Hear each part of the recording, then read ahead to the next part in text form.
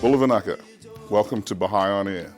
My name's Tai Hancock. I'm here with Dr. Graham Hassall, a historian and a university professor at Victoria University. Graham, could you give a small introduction on yourself?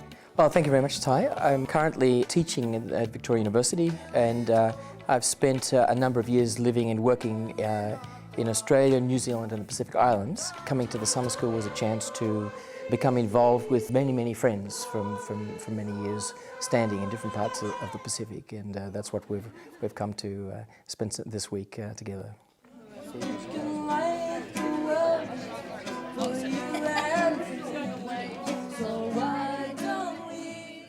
I think a summer school operates at many levels. There is a chance to catch up with family and friends that people haven't seen for a long time. There's always a chance to learn new knowledge about the Baha'i Faith, Baha'i teachings, the current condition of Baha'i communities, and it's for all ages as well, so that there are children, there are youth, there are older people, and one of the significant aspects of being in a summer school is that you live in the same community. You share dorms, or in this case there are people in tents or in nearby hotels, but having meals together and socialising so that it's connecting on many different levels: social, intellectual, spiritual. There's worship, there's entertainment, there's information education, there's book sales, there's children playing sports. So it's a very integrated type of event. One of the things that I understand that's going on at the summer school, that there are workshops, and you've been involved in some of these workshops. Well, at the current time, the New Zealand Baha'i community is reaching its 100th year, so that in 2012 there'll be a centenary celebration. And as part of that centenary, it's a chance to reflect on the growth of the Baha'i communities, not only in New Zealand but around the Pacific in the past 100 years. But in order to celebrate that, you need to know what the past contains. Who were the champions of the Baha'i teachings? Where did they live? What their occupations were? What was their family circumstance? And to do that, we have brought together a number of people who have an interest in researching history. So the purpose of the workshops is to try to uncover the detail of the past and the significance of the past for families and Baha'i communities around New Zealand. So New Zealand is coming up to the centenary of the faith, being here in Aotearoa. But we have had Baha'i activity out in the Pacific Islands. Could you mention some of the early Baha'i believers that were first in the Pacific Islands? For the benefit of viewers for the program, to know that the Baha'i teachings commenced with the revelation of Baha'u'llah in the 19th century. But at the time that Baha'u'llah had passed away in 1892, the Baha'i teachings had already been well known through the various newspapers in New Zealand. And there were in fact New Zealanders who had heard of the Baha'i teachings, maybe from travelling overseas, meeting people in different countries. And so that by the early 1900s, and certainly into the 1920s, there were a number of members in New Zealand. The growth in the Pacific Islands is scattered through the 1940s and then particularly in the 1950s. There's a lot of interesting detail in there. For example, during the Second World War, there were a number of young Baha'is who were in the various forces, military forces that were in the Pacific, but they were there in non-combatant roles with ambulance corps, etc., taking the Baha'i teachings to New Guinea and to other islands, maybe to Vanuatu as well. That's in the 1940s. But it's in the 1950s that a number of individuals particularly from Australia and New Zealand, but also as far away as Iran, came to the Pacific, and the Micronesian states of the North Pacific were entered by American Baha'is.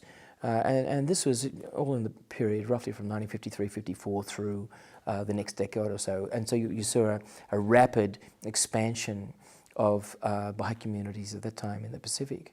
Was there something significant about this expansion at that particular time? Well, from my reading, and also from speaking to as many Pacific Islanders as possible on my travels in the Pacific, and also to some of these first, we call pioneers, people who, they're not missionaries in the sense of being paid to go, but they're people who redeployed, got jobs in the Pacific as nurses or teachers or as having their own trade stores, that sort of thing.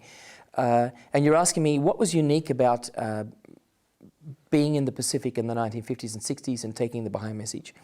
And the one powerful factor that comes through is the Baha'i teaching of the oneness of humankind.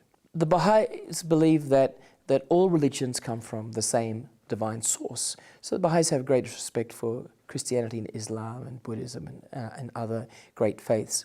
In the Pacific, Christianity has had a great influence for 200 to 300 years and has brought great benefits to the Pacific: literacy, education, health, and many other teachings that are fundamental to Christian civilization.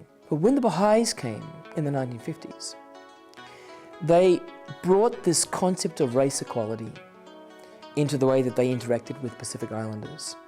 And there are very specific episodes.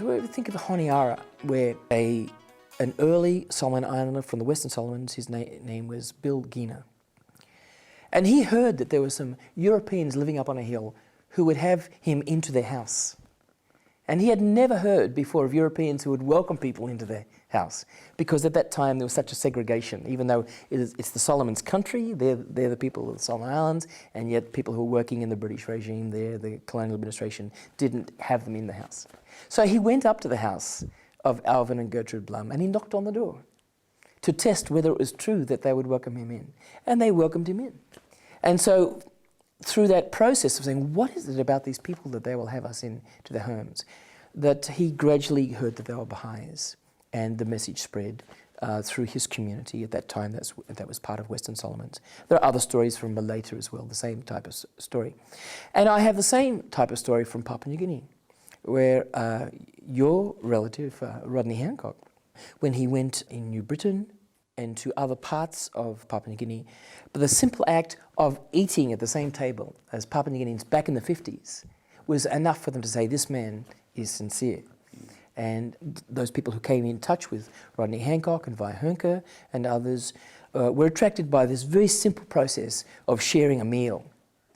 And this is a very simple but profound start to a lot of the Baha'i communities in the Pacific. So right now we've had pioneers go into the areas of the Pacific. Did they reach all areas of the Pacific, or was it just in a central area? It's pretty certain that there are Baha'i communities spread throughout the Pacific Islands. There's a great diversity in receptivity, so that we have very large communities in Papua New Guinea, Kiribati and other places. And certainly the Baha'i teachings are well known in the Pacific. Everybody from Tonga will know the Baha'i Faith, or from Vanuatu everybody's heard about the Baha'i Faith, so it's understood to that extent. There are smaller communities and there are larger communities, but we could say that through the North Pacific, the Western Pacific, the Eastern Pacific, that the Baha'i Faith has become established. In every community in the Pacific, there will be a local Baha'i community and centre, and certainly in all of the major cities and towns in the Pacific, these centres are known. I'm thinking, for example, even in Honiara, that the Baha'i Centre is the name of a bus stop. It's actually got the name of the bus stop is Baha'i Centre, so it's very well known. But I think also significant to think of the Baha'i House of Worship in Samoa, that was built in the 1980s in honour of the fact that the head of the state, Malietoa Tanamo Fili II, was a Baha'i from 1968. He passed away recently, just several years ago. My sincere and warmest expression of thanks goes to the members of the Baha'i Faith. But he was one of the champions of the Baha'i teachings in the Pacific, and now there's a magnificent temple outside of Apia, partly in recognition of that fact. That's the mother temple of the Pacific Islands. Baha'is meet either in their homes, in their villages, or in centres, and those who visit the towns of the Pacific will often know where the Baha'i Centre is. Do you know of any other Baha'is that have gone and pioneered in the Pacific that you may want to mention? I've mentioned briefly Alvin and Gertrude Blum, who, although Americans travelled from New Zealand to go to Solomon Islands in the 1950s. People who are watching this program from Samoa will know of Lillian Alai and Suhail Alai, who went to Samoa. They lived in American Samoa, and they also lived in Samoa. And Lillian has recently returned to Australia after some 50 years or more in Samoa. And one day the bank manager sent one of the staff up to ask me to stop washing the floor as the water was getting on the banknotes. You know, when you place yourself in God's hands, you're always protected and assisted. Tai Hancock, who was a Queenslander who went to New Guinea and stayed I say New Guinea because at the time it was not Papua New Guinea, she went to the New Guinea part to Manus Island, in fact. A great number of Baha'is went out in the 1950s who remained in their posts through the 1970s, 80s, even into the 1990s. In case you've just joined us, you're watching Baha'i on Air. Grant, could you give me an indication as to the uniqueness of the Baha'i faith as opposed to some of the other religions that were already in the Pacific? The Baha'i belief in the oneness of humanity is a significant starting point. But I think that the way that is developed by communities in the Pacific is very interesting to see. For example, the role of young people.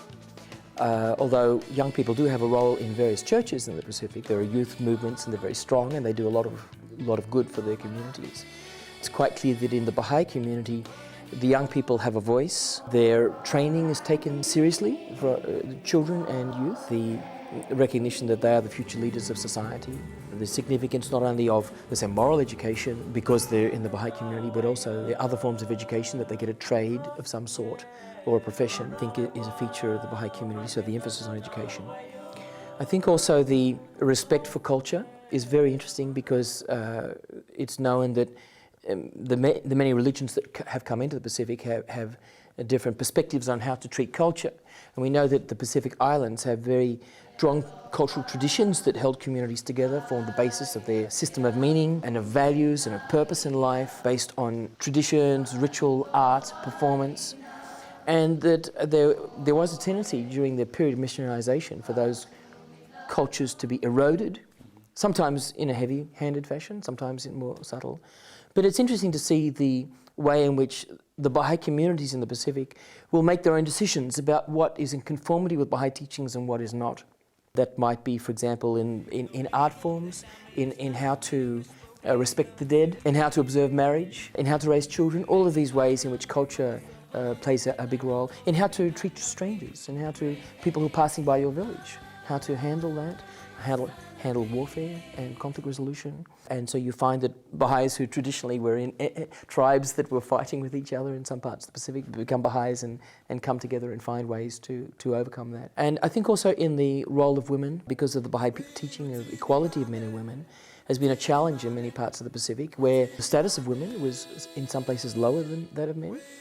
And on becoming Baha'is, they have had to confront this teaching that says that men and women play an equal role in society and in the family and in public life, and have to find ways forward with that. And it's a great pleasure to go into Pacific Baha'i communities and see women playing a very strong role that they may not have been able to play within their own village traditionally, but now having become members of the Baha'i community, women are taking on very significant roles, administrative roles, leadership roles.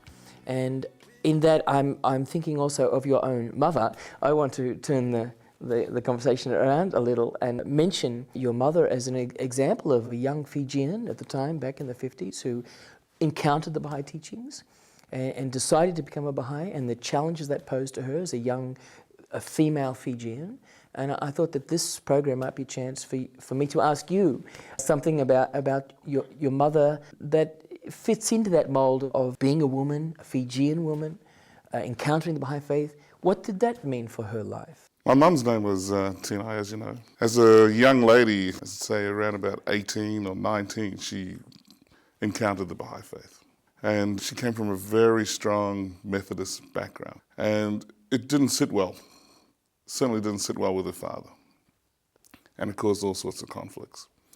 So I believe at that time she had met a lady in Fiji by the name of Irene Williams, an early pioneer to Fiji from Australia. And so Irene took my mum under her wing, taught her the Baha'i faith and led her to understand, that she had something to offer, and that, coming from a very strong male-dominated culture, that she had a chance to get out and, express herself. And also understand that, the Baha'i faith believed in the equality of men and women. At that time, she also met my father, who was a New Zealander living in Fiji. He'd also come Just like his brother that you mentioned before, Rodney Hancock, who went to Papua New Guinea, he pioneered to Fiji. And this is in 1958. So they started up a relationship which also at that particular time caused a lot of problems and a lot of friction. So much so that he was threatened by the very company that he was working for to be sent back to New Zealand. So this put a strain on the relationship. Here we had her family on one side not being very happy with her becoming a Baha'i, and then also with my father's side, they're not happy with him fraternizing with a local woman. So I guess that sort of set the basis for my mum to really learn and understand the Baha'i faith, learn that she could stand on her own 2 feet and that she had a lot to offer. I think what she has done is that she's shown a generation or two of Pacific Island women. You have got something to offer and that you can get out there and do things and you don't have to be stuck within your cultural limitations. So I think that's one of the great things that she has done. She had traveled around the world. She was involved in many NGOs. She was involved with the United Nations. You know, some of the good things that she has done has been in social economic activities amongst the various Pacific Islands. I remember distinctly her taking about 32 Pacific Island women to the Women's Conference in China in Beijing, I think in 1995. Women who had never left their island homes, and that was a big challenge. But she did that. So, but, you know, again, these are some of the things that, you know, some of the people who are the early leaders in the Baha'i Faith stood up and did, and people are carrying on with that work now. So maybe if we get back to the history within the book, I understand that you're working on a project now with the book or getting material ready for the Malietoa. Perhaps you could explain a little bit about that. The Malietoa, who was the head of state of Samoa, was highly respected by his people, much loved, a source of calm for the country and a point of unity for the country. And not many Samoans understood his religious beliefs. And he was very wise in the way that he portrayed himself in his own country as the first head of state since independence and for so many decades.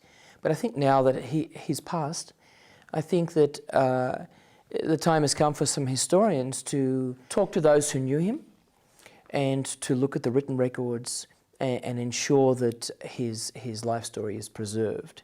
I think that conversation can be broadened when we think of leadership in the Pacific, whether that's leadership of the churches, leadership of the governments, leadership of industry and business and commerce, that often Pacific leadership is seen as being unstable and fragile and sometimes corrupt. And this is the media portrayal.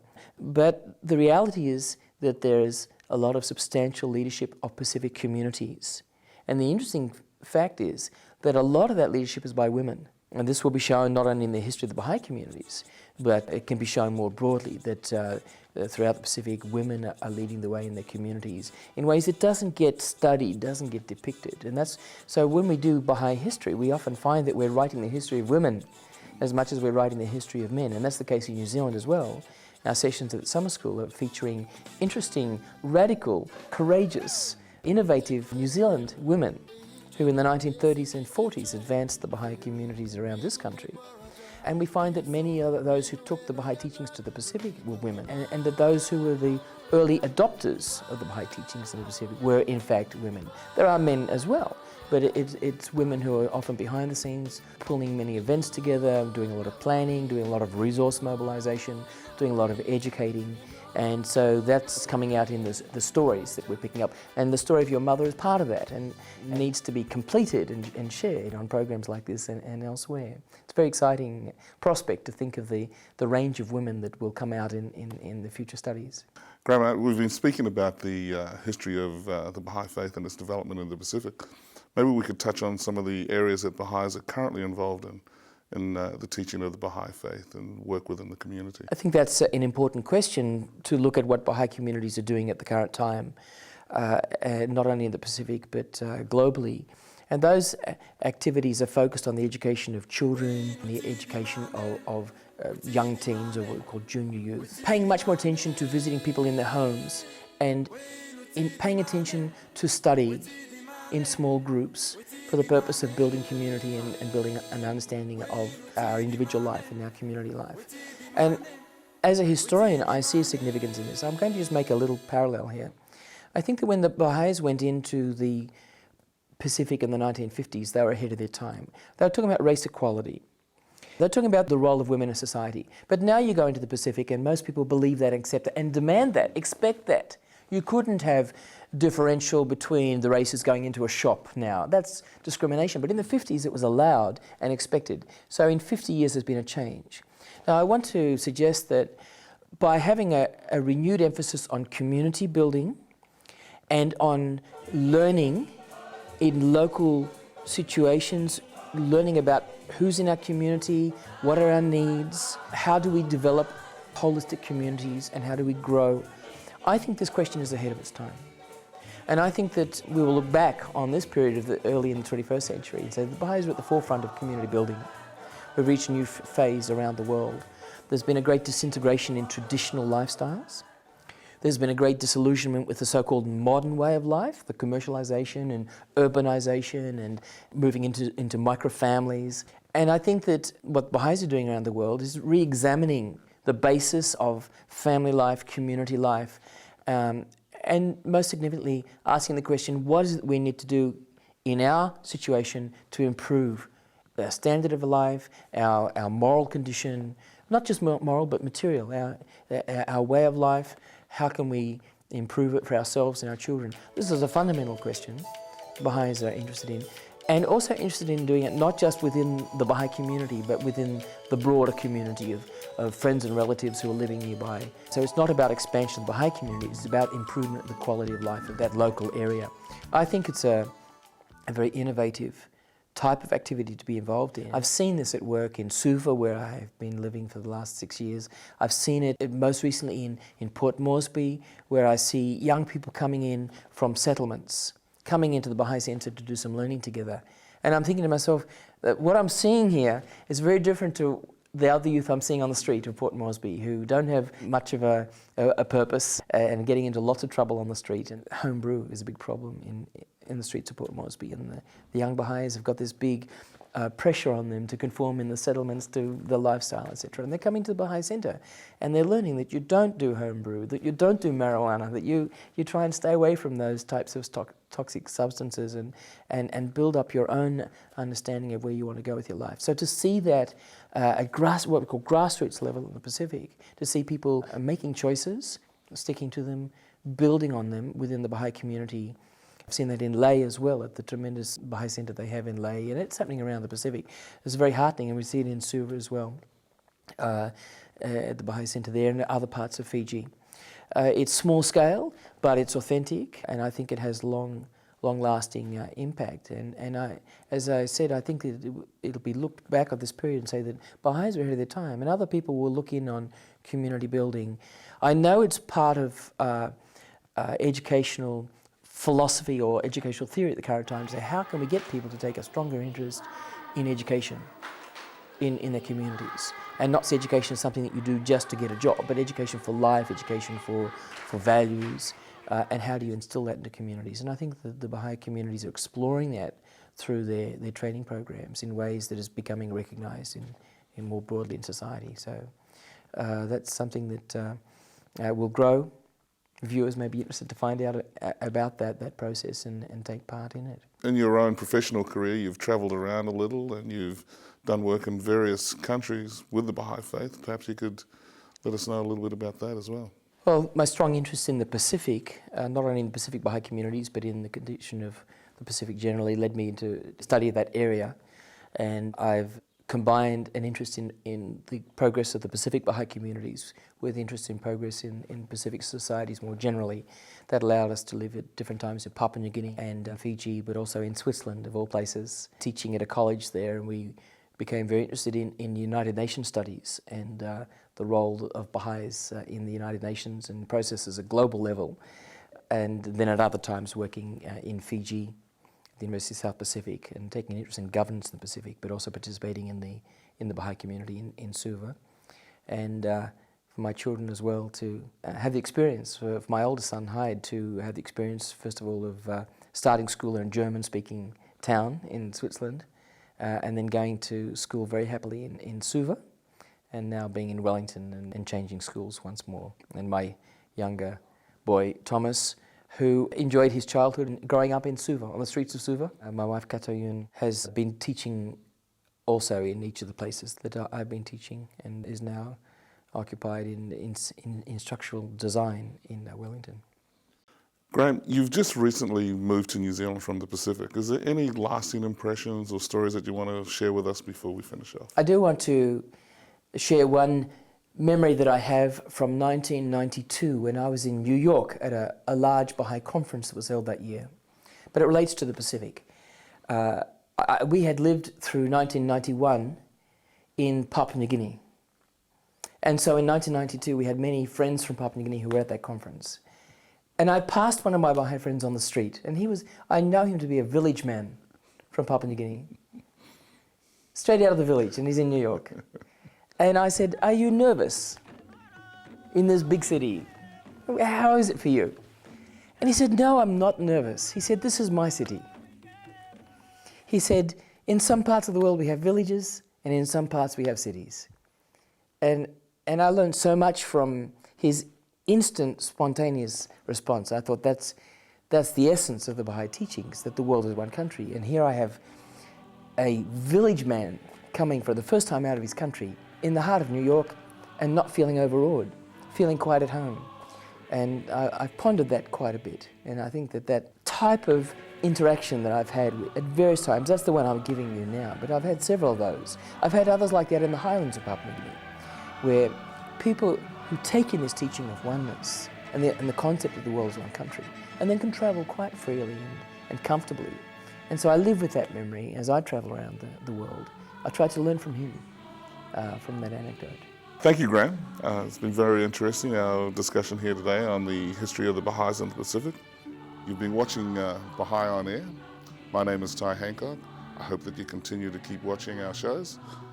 Bulavanaka, Nisamode, and Namaste.